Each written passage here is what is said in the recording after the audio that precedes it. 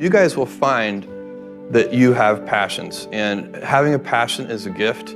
I think we all have passions, and you don't get to choose them, they pick you, but you have to be alert to them. You have to be looking for them. And when you find your passion, it's a fantastic gift for you because it gives you direction, it gives you purpose. You can have a job, or you can have a career, or you can have a calling. And the best thing is to have a calling. And if you find your passion, you'll have that, and all your work won't feel like work to you. Many kids and many grown-ups do figure out over time what their passions are.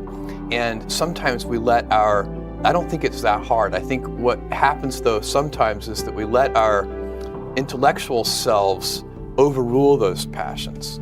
And so that's what needs to be guarded against. My job, one of my jobs as the leader of Amazon, is to encourage people to be bold. And people love to focus on things that aren't yet working. And that's good, it's human nature. That kind of divine discontent can be very helpful. But it's incredibly hard to get people to take bold bets. And you need to encourage that. And if you're gonna take bold bets, they're going to be experiments, and if they're experiments, you don't know ahead of time whether they're going to work. Experiments are by their very nature prone to failure, but a few big successes compensate for dozens and dozens of things that didn't work. So, bold bets, AWS, Kindle, Amazon Prime, our third-party seller business, all of those things are examples of bold bets that did work, and they pay for a lot of experiments. I've made billions of dollars of failures at Amazon.com, literally billions of dollars of failures. And you might remember Pets.com or Cosmo, or give myself a root canal with no anesthesia very easily. None of those things are fun, but they don't matter. What really matters is companies that don't continue to experiment, companies that don't embrace failure, they eventually get in the desperate position where the only thing they can do is make a kind of Hail Mary bet at the very end of their corporate existence. Whereas companies that are, making bets all along, even, big bets, but not bet the company bets. I don't believe in bet the company bets. That's when you're desperate. That's the last thing you can do. It's not, you could be out of work and have terrible work-life balance. Even though you've got all the time in the world, you could just feel like, oh my God, I'm miserable, and you would be draining energy. And so you have to find that harmony. It's a much better word. And I think for most people, it's about meaning. People want to know that they're doing something interesting and useful. And for us, because of the challenges that we have chosen for ourselves, we get to work in the future. And it's super fun to work in the future for the right kind of person. You need to be nimble and robust. So you need to be able to take a punch, and you also need to be quick and innovative and doing new things at a high speed. That's the best defense against the future. And you have to always be leaning into the future. If you're leaning away from the future is going to win every time. Never, ever, ever lean away from the future. We all have adversity in our lives. I doubt if you really, if you know somebody, any friend or anybody that you talk to, there's no lack of adversity, and by the way, that's good, because it's what teaches us how to get back up. You fall down, you get back up. It always happens. And you get certain gifts in life, and you want to take advantage of those.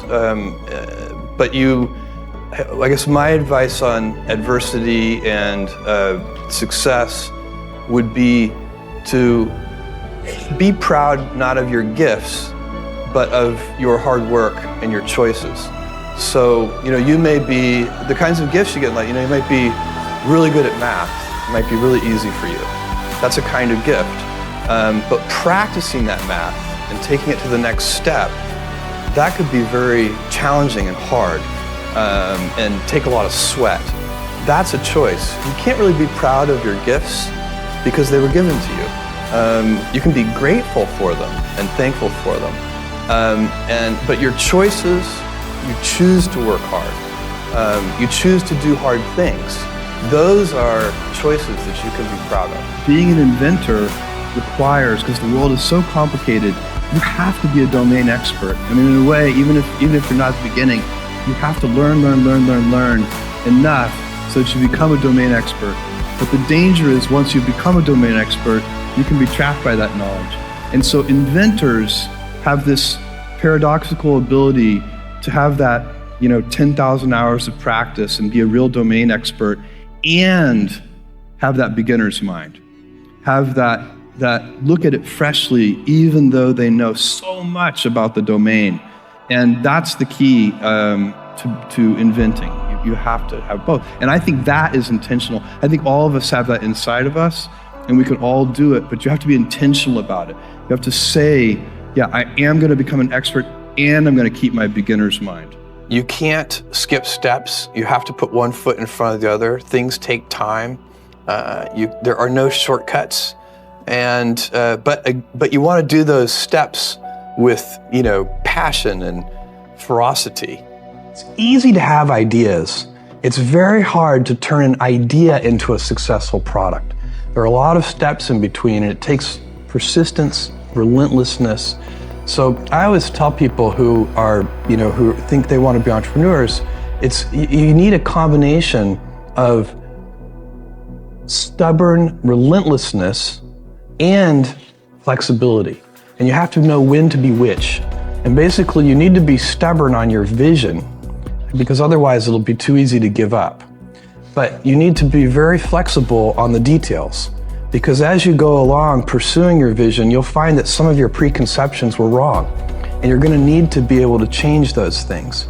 So I think taking an idea successfully all the way to the market and turning it into a real product that people care about and that really improves people's lives is a lot of hard work. Don't try to chase what is kind of the hot passion of the day. I think we actually saw this, I think you see it all over the place in many different contexts, but I think we saw it in the internet world quite a bit, where at the sort of peak of the sort of internet mania in say 1999, you found people who were very passionate about something. They kind of left that job and decided, I'm going to do something in the internet, because it's it was almost like the the 1849 gold rush in a way. I mean, you find that people, if you go back and study the history of the 1849 gold rush, you find that at that time everybody who was within shouting distance of California was, they might have been a doctor, but they quit being a doctor and they started panning for gold. And that almost never works. And even if it does work, according to some metric, financial success or whatever it might be, I suspect it leaves you ultimately unsatisfied. So you really need to be very clear with yourself. And I think one of the best ways to do that is this notion of projecting yourself forward to age 80, looking back on your life and trying to make sure you've minimized the number of regrets you have. That works for career decisions. It works for family decisions.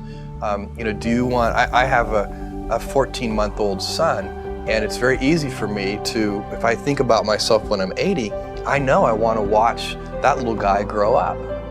And so I don't want to be 80 and think, shoot, I missed that whole thing, and I don't have the kind of relationship with my son that I wished I had, and so on and so on. So if you think about that, so I guess another thing that I would recommend to people is that they always take a long-term point of view. And I think this is something about which there's a lot of controversy. There's a lot of people, and I'm just not one of them, believe that you should live for the now. I think what you do is you think about the great expanse of time ahead of you and try to make sure that you're planning for that in a way that's going to leave you ultimately satisfied.